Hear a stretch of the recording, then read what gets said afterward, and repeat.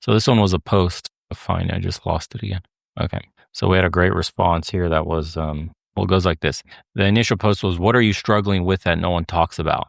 And I said, there's a lot of conversations around some of the more cliche issues men are facing, like women, dating in general, how to be a man, what masculinity is, the general self-improvement topics, et cetera, et cetera. But what are some of the more nuanced problems? And we had a bunch of people replying there, but one guy said this. Really good question. I'm going to be a bit more specific. These are the two things that I've reflected on and tried to improve since my marriage. I struggled with these two things from about 25 to 30 years old, and certainly in the latter years with my marriage to my ex-wife. One, when faced with specific problems that someone else created, my sole focus was just to solve and fix it. It meant I was only improving me and my family as a reaction to tough situations and bad times that my ex-wife was creating. I wasn't being proactive and improving our lives gradually, consistently, and more sustainably during the good times. A good example is when my ex-wife bought a new car on finance before we got married or engaged. We had arguments about this for weeks. She claimed we needed it because it wasn't safe for me, her, and her son to ride a motorbike together.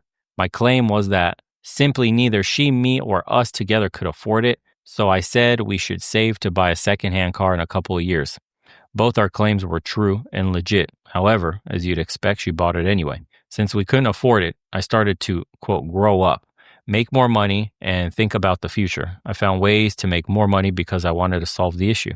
I've been successful at it. So that was a positive effect on my life, I guess. What I totally ignored was the lack of communication and how I was leading with the idea of, quote, she has a problem, then I will step up and fix it. This wasn't always financial, but always with her feeling grumpy, miserable, or sad.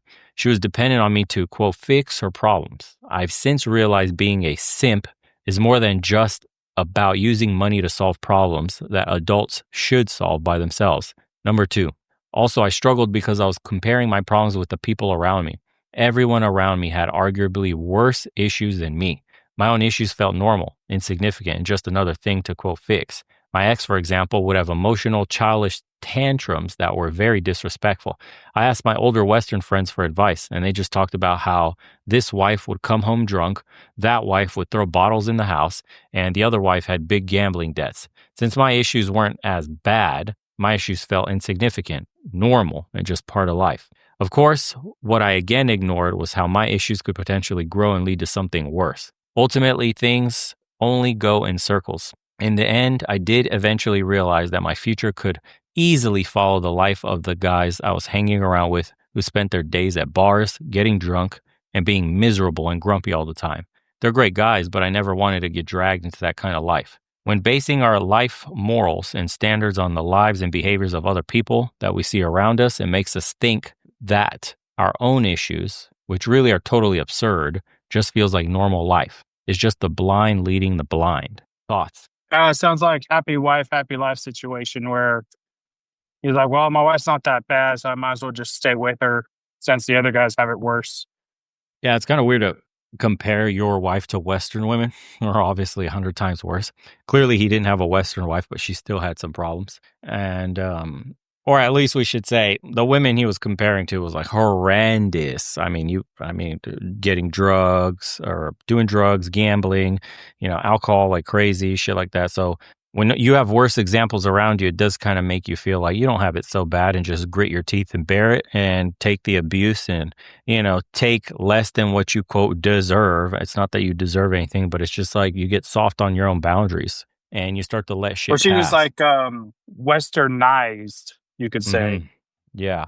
because she's So, like, oh, well, we need a second car. And he's like, well, let's save up first so we're not in debt over a car. hmm yeah. The problem is the line in the sand, the longer you're with a woman, it gets blurrier and blurrier because the guys don't stand their ground because, love, because, I don't know, financially entangled, because they kind of get beaten down psychologically is the biggest problem of all. They were never mentally strong. Like I've seen this in my life. There's two types of men, you got your like type A's, go-getters, ambitious, all about making money, work, all that stuff, everything secondary. They're very successful in life typically. And then you have the other guys, everyone else, the whole other like 80% of guys who, the moment they get a woman, they forget boundaries. They forget their, like red lines that are not supposed to be crossed. And they completely bend over on their morals and values just because, oh, my wife told me, I don't want to get her mad. We're not going to have sex for like a month. She's going to weaponize this and that. And it's like, but look at what you're putting up with. Instead of drawing the line in the sand and say, well, hey, if you cross this, I'm leaving.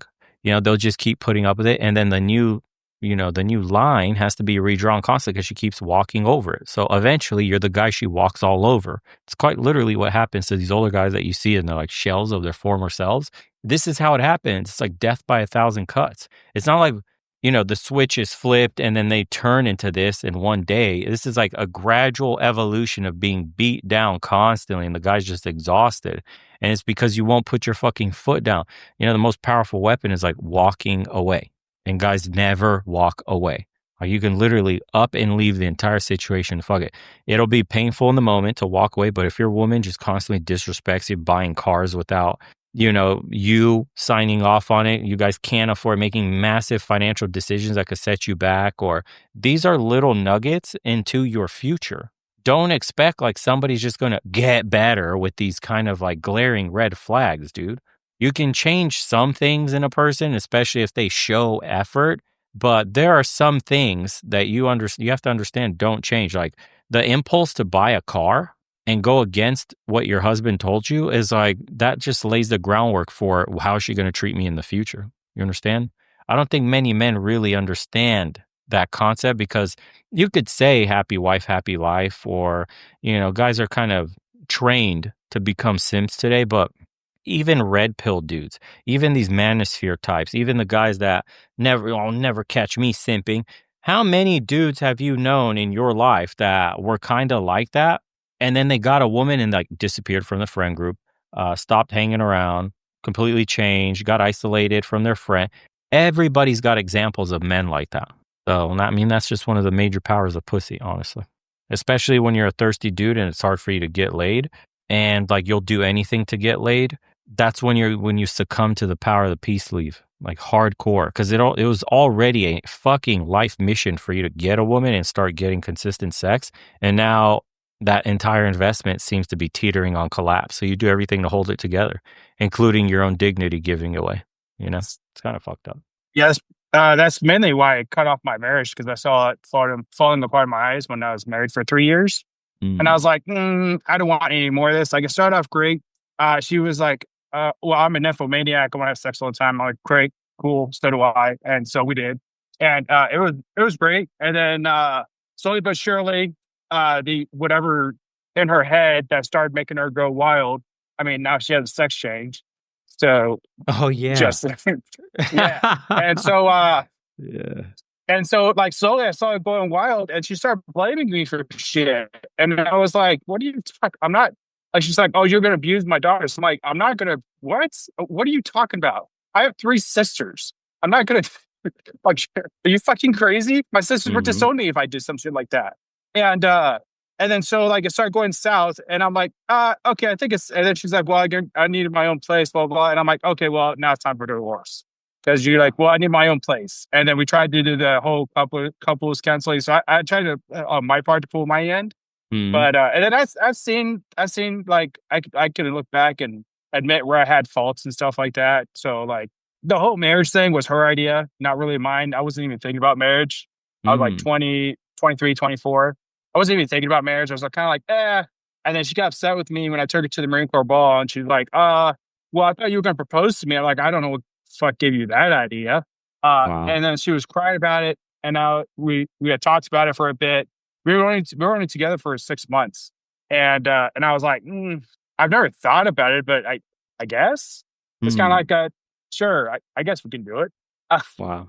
and then and then we went through with it, and then we were engaged for like 9 months, and then that back of the hill behind the church where we got married at caught fire the same day, and I Oh was like, shit. Foreshadowing. I think is this a sign from God? And she's like, no, no, it's not a sign from God. You sure? I feel like this is a sign from God.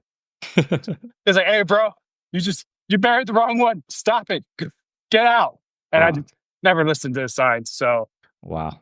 But yeah, I like I allowed her to be a stay-at-home mom because I was like, oh yeah, blah blah blah. You can be a stay-at-home mom, but you need to make sure the house is clean, dinner is made, shit like that. And it Mhm. was until it wasn't. Until she Mm. said, well, uh, it's your turn to take care of our daughter. And I said, I've been at work for 12 hours. I just woke your ass up. You were asleep. Get your ass off the fucking couch and clean this fucking house. And, uh, and then I was like, yeah, that's probably not going to work out. We're going to end the divorce.